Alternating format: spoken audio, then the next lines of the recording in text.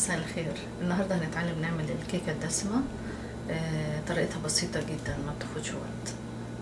تعالوا نشوف مع بعض الطريقه والمقادير. هعمل دلوقتي الكيكه الدسمه، بس نفس المقادير دي هستخدمها في عمل الكيكه الرخاميه، لان هي ممكن نفس المقادير نستعملها في الكيكه العاديه اللي هي الدسمه. بالنسبه للمقادير بتاعتنا 2.5 كوب دقيق، والدقيق دوت لازم ننخله. معاهم 1.5 كوب سكر، 1.5 معلقة بيكنج باودر، ومعاهم ربع معلقة بيكنج صودا، ونص معلقة صغيرة ملح، و4 بيضات، او لو بيض كبير يبقى 3 بس، وكوباية زبدة، وتلت كوباية زبادي، ونص كوباية لبن. وبالنسبة للشوكولاتة دي نص كوباية كاكاو بودرة، اللي هو الكاكاو الغامق. معاهم 2 معلقة سكر بودرة عشان ما تمررش العجينة.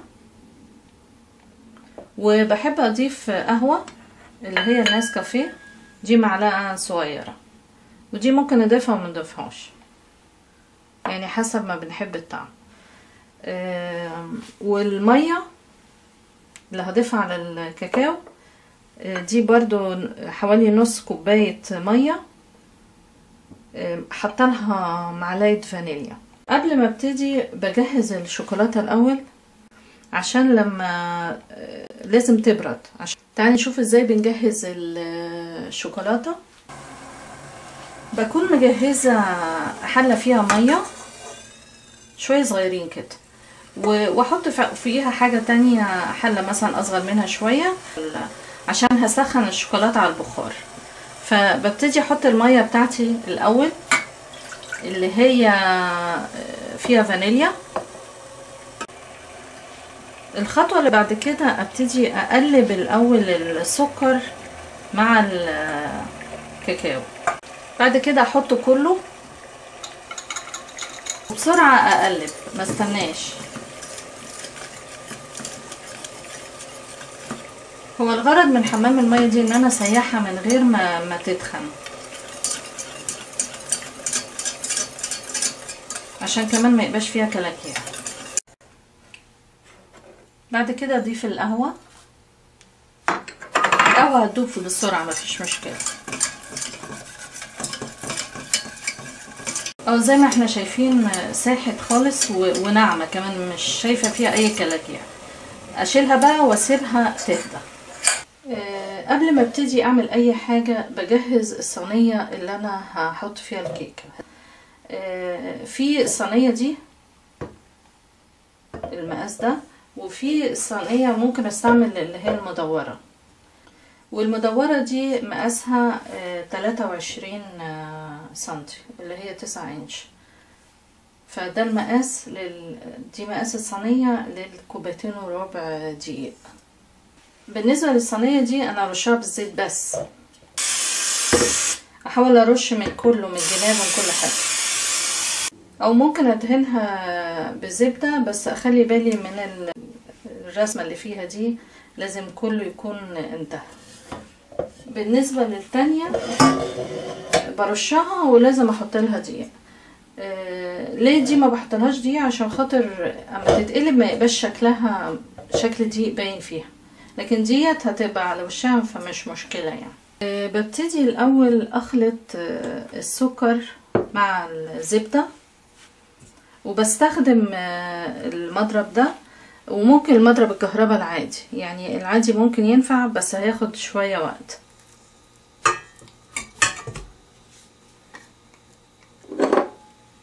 احط الزبدة والسكر كله.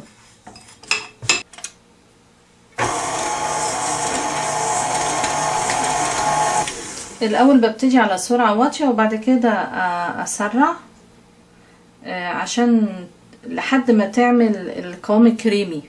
لازم السكر يدوب مع السمنة. هي كده خلاص زي ما احنا شايفين بقت كريمي خالص. ابتدي احط البيض بقى واحدة واحدة.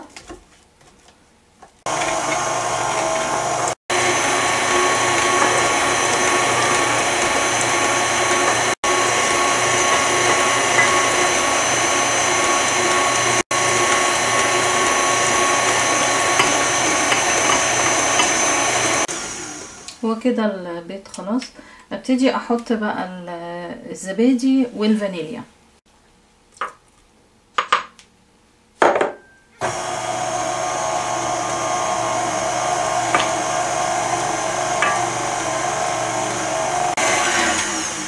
كده خلاص. في الوقت ده هعمل حاجتين، هضيف البيكنج باودر والبيكنج صودا الاول واقلبهم، والملح مقادير ناشفه.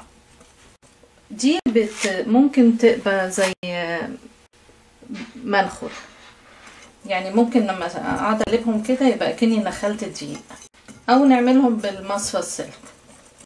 في نفس الوقت ده طالما انا ابتديت هبتدي اخلط، هعمل حاجه، هولع الفرن الاول عشان اطمن ان هو سخن قبل ما ابتدي اعجن.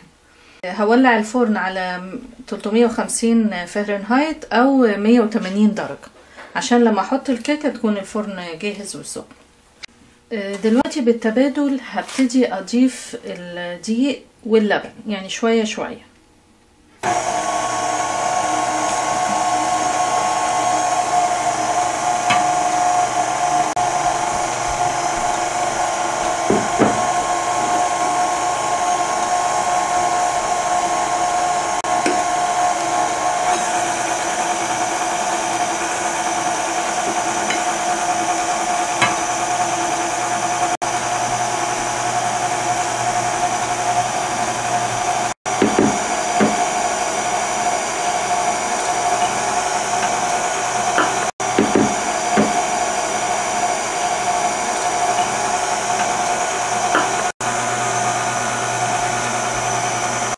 هي كده خلاص، بس اخد بالي ان بعد ما ضفت الدقيق واللبن ما اقعدش بقى اضرب كتير، يعني ان كده خلاص تقريبا ما نقعدش وقت طويل زي ما عملنا مع السكر والسمنه.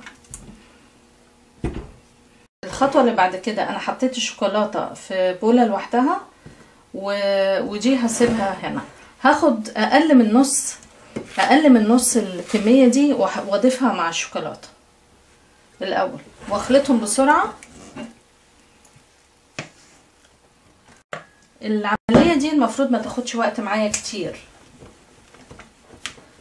عشان احنا اوريدي حطينا البيكنج باودر، فمش عايزينها تبوظ قبل ما نحطها في الفرن. بعد كده اجيب البتاع بتاعت الايس كريم او اي معلقه كبيره شويه، وابتدي احط شويه شويه كده، يعني واحده من هنا، مش مهم بقى ما يختلط، وواحده من هنا جنب بعض كده. احط واحده شوكولاته وجنبيها واحده من غير شوكولاته. بعد كده اجيب اي حاجه رفيعه كده او حتى شوكه يعني تنفع، امشيها كده بسرعه، اعمل زي دواير كده، يعني الف كده.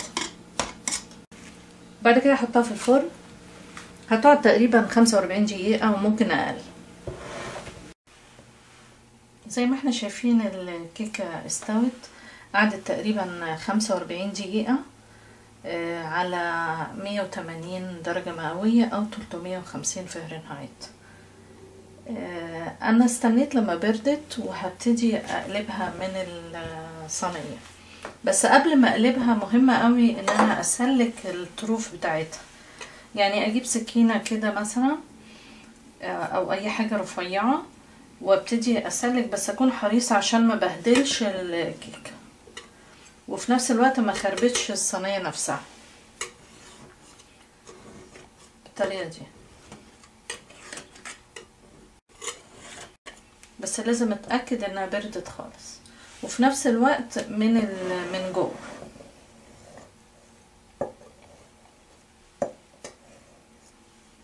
بعد كده اجيب الطبق اللي هحط فيه واقوم قلباها كده، وابتدي اخبطها خفيف كده واشيلها بحرص قوي.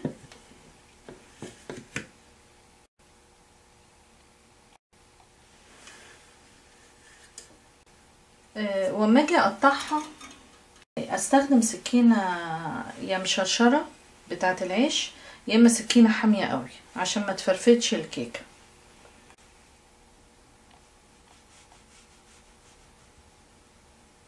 زي ما احنا شايفين ده الشكل النهائي بعد ما قطعتها. حتى شكلها حلو وطعمها لذيذ جدا. جربوها ان شاء الله تعجبكم. اشكركم جدا والى اللقاء.